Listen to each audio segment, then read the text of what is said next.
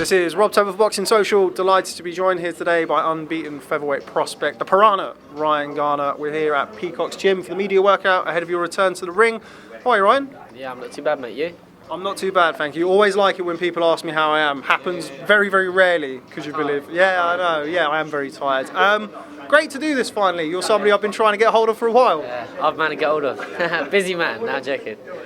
You returned to the ring December the 15th. Just talk to me a little bit about that. I mean, we're going to come on to it throughout stages of the interview. You've not been as active as me, first and foremost, as a boxing fan, would have liked to have been, and I'm sure you'd have liked to have been. How good is it going to be to get back in the ring on December the 15th? Like you say, it's been hard. I've not been inactive. Not been as active as I want to be, but I'm glad to hopefully next weekend get in the ring and then finish the year on a high. And then 2019 should be a really big year. That's something I mentioned to you off camera. The last time I saw you box was in February, and I watched, it was the float fight after the Anthony Yard-Tony Avalon fight. I watched the fight with Frank Warren, and Frank will forgive me for saying this, but he's been around for a long time, and he's seen many prospects come and go. I've not seen Frank as excited about a prospect as he was with you watching you box then. That must make you feel good. Oh, massive. Obviously, like you say, Frank's been around for a long while. He's promoted some of the best fighters that we've seen on these shores. So if he's got high expectations for me, then hopefully it's a good thing. Tell me about kind of your start in boxing. I mean, I know you boxed down on the South Coast, right on the South Coast. Tell me about kind of your introduction to boxing. Obviously, I first walked into a gym when I was 10 years old. That's when I first walked into. I was more into my football then when I first started.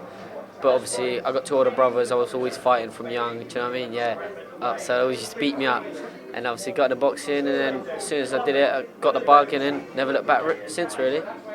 Tell me about your amateur record. You're somebody who enjoyed a lot of success as an amateur before turning pro. Tell me about that. I think as an amateur, I boxed for England all around the world, really. I went to 3 European championships in Russia, a world championship. So yeah, I did a lot for England in that. Won 3 national titles, a GB gold, a European gold as well in one of them tournaments. So yeah, good amateur career. Was it always the plan for you to turn pro? I mean, when you walked into a gym when you were 10, was it, you say you got the bug, which is something that I'm always told by fighters, you kind of just go in there and it grabs you. Was it always going to be professional boxing for you? Was that kind of your mind made up from a young age? Obviously when I'm 10, I'm only young, I'm oblivious to the pro game then. I'm only just doing it for the love of it, aren't I? But I think since about 13, I started doing some work with my coach now, Wayne Batten. And so I was surrounded by pros from an early age, and I think that has always been my main dream, is to be a professional, and that's why as soon as I turned 18, I turned professional. And one of the reasons I've been so desperate to sit down and speak with you is, on top of the fact that you're a very talented fighter, you're somebody who has had your downs already in a very short career. Why don't you tell me about that? Well, obviously, I think, when was it? Last year, I think, August time, I think it was, obviously, I was suspended because I crashed my car under the influence of cocaine, and obviously, it's not a good thing, is it, for my career? It's not very professional, it doesn't look good. And since then, obviously, I was at my lowest then, and since then, hopefully, it's never going to happen again, something like that. I've learnt massively from it, and I can only look forward now, really. Talk to me about the sequence of events that led you to that. I mean, you're somebody you're in a sport where you can't do that. I mean, as you know, what kind of led you to a point where you were driving under the influence of cocaine? I think I was just surrounding myself with the wrong people. I was in the wrong place, really. Do you know what I mean? It's just stuff like that, really. It's just being around the wrong people. And obviously, I've took myself away from them, and then now, obviously, my career is looking prosperous. Do you think that sort of comes with the baggage of being a fighter? I mean, as a fighter, I mean, you're not from, if you're saying that you're not from London, then I'd imagine that you're quite a well-known person down where you're from. Does that kind of open you up to that type of crowd, that bad crowd following you around? Of course, like you said, Southampton, it's not like London, like you said. It's not got many professional fighters, not very good ones anyway, if you know what I mean.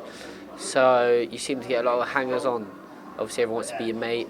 But it's until stuff like that, what happens, that you realise who are your true friends, and that's why I've took myself away from people like that, like clinging on and just focusing on myself, really, and my career.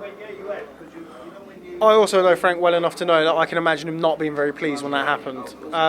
Tell me about speaking to Frank Warren once the ban was enforced. Yeah, obviously I let him down, didn't I, massively. He's put a lot of money into me, a lot of time, to promote me, etc. And he wasn't happy, to say the least. Do you know what I mean? So I've got to make it up to him now. I've got to prove what all the fuss about me is and my career, and just prove all the doubters wrong, really, and then make it up to people like Frank, my trainer, Frank Hopkins, and hopefully have a good career. Do you think having something like that happen to you at such an early stage of your career, obviously at the time you can't look at it this way, but going forward, I mean, it has allowed you to rid yourself of hangers-on and people like that. Do you think you could look at it as kind of a blessing moving forward? I think, like you say, I think it was a blessing in disguise more, and I'm lucky that it happened so early in my career before, like later on when I've got a title cert and it's starting to go. So it's lucky having so early career and I was young, so there's loads of time for me to come back and amend my wrongs, do you know what I mean? One other thing that Frank said to me is you remind him of a young Nassim Hamed. That's probably the biggest compliment you could give a young fighter, particularly a featherweight in the country. Did you ever have any influences growing up? Was it Nas? Was it fighters like him, or was it something that you kind of just did yourself? Like, obviously, I see myself as myself. No one else. I mean, people can compare me to other fighters, but at the end of the day, I've got my own style. I'm who I am, and I think like I'm just gonna. I'll hopefully emulate something like what Nas has done.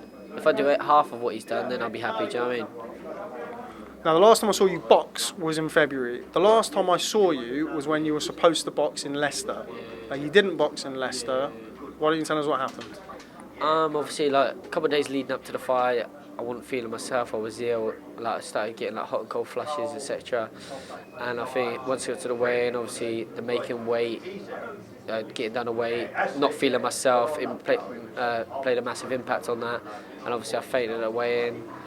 And then obviously I think a couple of days later I went to see the doctor and they said I had tonsillitis and that. So I think all them things all gelled together, that's why it happened.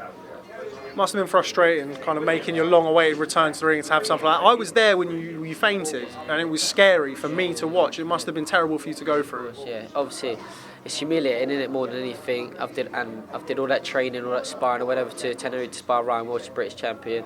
So I've put my body through all that hard work and sacrifice, and then for the nothing to show for it at the end, it was just a bit heartbreaking, really. You mentioned the tonsillitis, you mentioned the making weight. Has it ever been a consideration for you to move up in weight? Obviously, you're returning to the ring still at featherweight, so I assume that the weight's not a massive issue. Yeah, no, it's not. That wasn't the issue. Obviously, like I say, I was feeling bad a couple of days up to the fight, and obviously the doctors, when I went to see the doctor, they obviously said that. And now that I've got a nutritionist on board as well, since then I've got a pull from nutritionist. So from here, I'll make featherweight easy. What's the plan moving forward? All being well, you make a successful return to the ring in December. I mean, the featherweight division is one of the deepest divisions, certainly on a world level, but also on the British level. Got Ryan Walsh fighting Reece Bellotti. What's Isaac Lowe? What's the kind of the plan for you? You've had this time away from the ring. You've not boxed since February. Are you under pressure to kind of make up for lost time, or are you going to kind of just assess and see how it goes? Well, first and foremost is next weekend, getting a fight, getting back in that ring, obviously, because I only boxed since February.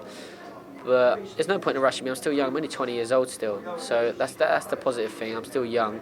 So from here, obviously, get this next fight next weekend. Hopefully, have another, maybe one more, and then maybe push on towards a little title or something. Whatever Frank Warren, Frank Hopkins, my trainer Wayne, whatever they want to do for me, they're going to guide me in the right direction, do what they say, and then hopefully a big year next year. Now, featherweight division is, as I say, very, very busy, very vibrant division. You've got world title fight on December the 22nd in Manchester. Josh Warrington defends his IBF title against Frampton. Just break that fight down for me. It's a tough fight, isn't it? Obviously, I think it's one of the best 50-50 fights that will be on this whole year. And if I'm honest with you, I can't really split them. It's just who turns up on the night, really. Do you have any experience with either guy? Have you sparred with either guy? I sparred Frampton. I can't remember how many rounds, loads of rounds. I've sparred Josh once. So yeah, I've had quite a lot of experience with him. What does Frampton do well in the ring? You mentioned you've sparred countless rounds with him. He strikes me as he's a very technical fighter, but somebody who can also punch. I think his timing's really good. He's like judge of distance, you know what I mean? He can be out of range and next thing you know he's in range. And I think his punch variety is second to none. So I think his all-round game is really good. Now, you're not going to sit on the fence. Come on. This is the first time we've spoke. Pick a winner, Josh Warrington or Cole Frampton. I got to sit on the fence. I honestly can't choose. I know you want me to, but I can't split them really. It's such, like I say, it's who turns up on the night. Okay, what I like to do when people can't pick is I say, what's the keys to victory for each guy? So if you're Josh Warrington, what are you going to do? If you're Cole Frampton, what are you going to do? Obviously, I think Warren, he would just need to stick on his chest, try and out hustle him, try and out muscle him, just stay on his chest and try and outwork him. Really, that's what. Because obviously, Frampton's the better technical boxer, and let's not be. So really, he's got to just sit on his chest and try and outwork him. Really. And if you're Frampton? Frampton, just keep the distance, keep him off the jab, and then just work from there. Really. Just finally, this past weekend we saw WBC World Heavyweight title fight. Great fight in LA between Deontay Wilder and Tyson Fury. Did you watch the fight? Yeah, I watched the fight. I think it was a great fight for all the boxing fans. Really, there was knockdowns. There was, do you know what I mean? All the show about and everything. I think it was a great fight, but Fury definitely won it 100%. I don't see how anyone can say that he didn't. What did you make of that knockdown in the 12th round? I've mentioned to you, it's like somebody getting up from the knockout of the year. How surprised were you that Tyson Fury was able to get up? Oh, I bet I'm not the only one. I thought everyone actually thought that it was over. That he was led there. He was just led there. I didn't think he was getting up, but the warrior that he is, he got back up and then carried on and then tried giving it back, didn't he? So you can't knock him. His conditioning was second to none. Would you like to see the rematch, or would you like to see one of Wilder or Fury face Anthony Joshua next? I really want, obviously, the rematch, and hopefully here in England I'll get on the undercard. That's the main thing. Hopefully I can get on the undercard. Hopefully it'll be here. I think he deserves Wilder because he won the fight. So Wilder should give him the opportunity of fighting me. For us British fans, because obviously the British fans we love boxing over here, don't we? And I think that would sell out anywhere. So hopefully get it in this country. Okay, and just finally, as we've mentioned, you've not been active. I think you've had one fight now in probably, well, considering the ban before, so yeah, one fight in 18 months. Where do you see the next 18 months going for you? Obviously not looking past next weekend, you've still got a job to do, but this time in 18 months, where do you want to be? 18 months. Obviously I want to have a title by then. I'm not sure what title or anything. Maybe I fought for the English, maybe I fought for the British. Whatever titles are available then. I'll fight. 18 months I'll be happy to mix it with anyone by then because I'd have had the experience. Do you know what I mean? I'd have matured more. In 18 months, I'll fight anyone. Okay, well, Ryan Garner, the Piranha, I'm glad to have done this. Don't make me chase you again. Thanks very much for speaking to Boxing Social. No worries, cheers.